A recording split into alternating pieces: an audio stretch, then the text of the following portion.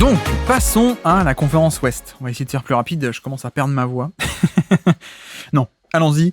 L'Ouest, donc OKC, Pelicans, première série, puisque les Pelicans ont éliminé Sacramento.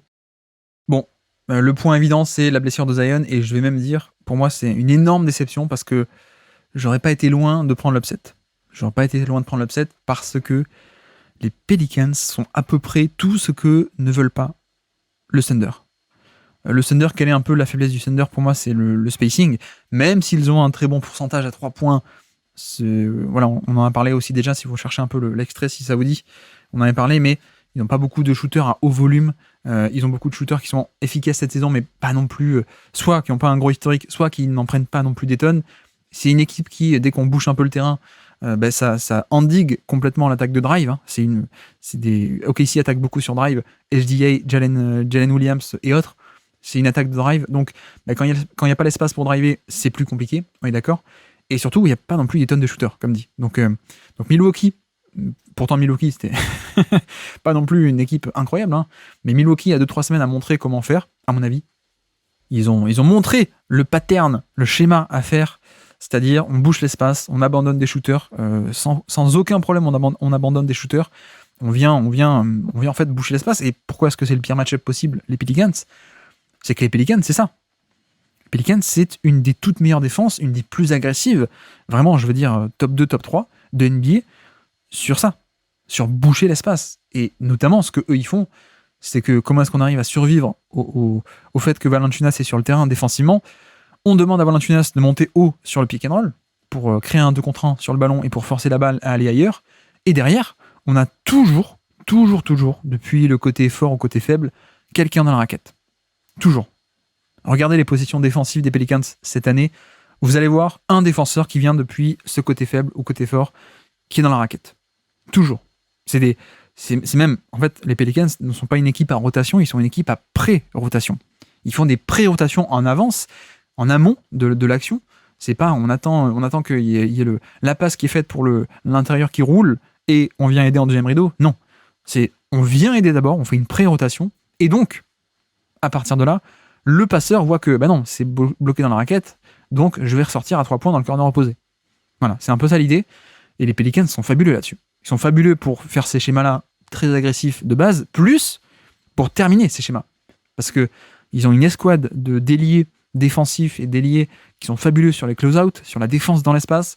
Donc les Herb Jones, Trey Murphy, Brandon Ingram, Dyson Daniels, Najee Marshall, Zion aussi était plutôt pas mal cette saison là-dessus. Pas sur tout, mais sur ça, il était pas mal. Etc. Donc, franchement, défensivement, je pense qu'il y a moyen d'avoir des matchs où l'attaque d'OKC bloque un peu sur cette série. Et vraiment. J'ai vraiment hâte de voir ça parce que les Pelicans sont exactement le type de défense qui ne convient pas du tout à OKC. Vraiment pas. Vraiment, les schémas où on fait des pré-rotations très tôt dans la possession, plus 4000 close-out parce qu'on est capable de les faire, bah ouais, c'est un peu comme ça qu'ils arrivent à être une bonne défense, c'est qu'ils limitent énormément le nombre de tirs pris au panier et ils forcent l'adversaire à prendre des 3 points. Alors vous allez dire, mais oui, mais c'est pas bien de concéder des 3 points. Bah, c'est pas bien, oui et non, parce qu'en fait, si tu concèdes des 3 points plus tôt que des tirs au panier, c'est génial. C'est comme ça que sont faites les bonnes défenses NBA aujourd'hui. En 2024, et même pas que 2024, mais aujourd'hui, un tir au panier est tellement plus rentable que ouais. En fait, les bonnes défenses, c'est celles qui concèdent beaucoup de 3 points pour protéger d'autant plus le panier. Et en plus, les 3 points des Pelicans, comme dit, il y a un côté close-out impressionnant qui fait que les 3 points ne sont pas toujours de grande qualité. Et on arrive un peu à affecter la réussite, en fait. Donc ça, c'est un peu l'idée. C'est pour ça que pour moi, le match-up était génial. Malheureusement, je pense que sans Zion, offensivement, ça va être court. Offensivement, ça va être très court parce que de l'autre côté, le Thunder est une très bonne défense aussi. Un peu dans ce même moule de défense très dynamique, très créative.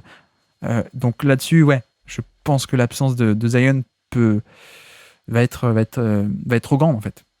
Autant j'ai pas de souci à ce que la défense des Pelicans soit excellentissime et affecte beaucoup le Thunder.